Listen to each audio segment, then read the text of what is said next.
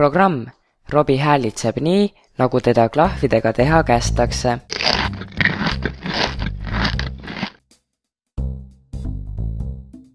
Jass, kas sa midagi naljakat tahaksid ka proovida?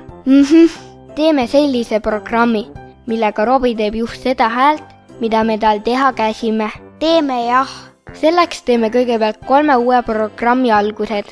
Lohistame siia 3 täheklahvi ja anname neile väärtused K, L ja M.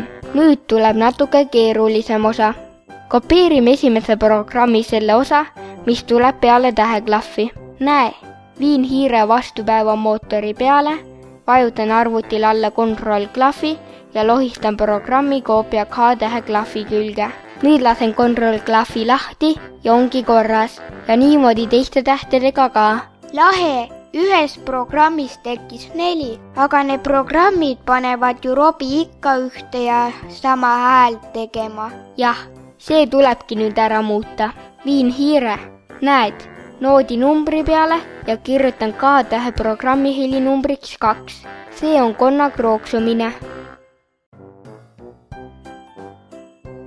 Aga teeme nii ka, et kui vajutada M-tähele, siis jääb Robi magama ja hakkab norskama.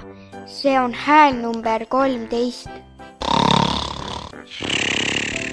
Vahva, ja siis teeme veel nii, et kui vajutatakse L-tähele, siis ei tee Robi mingit häält. Selle asemel teeb ta lihtsalt suu lahti tagasi. Niimoodi on väga lihtne programmeerida.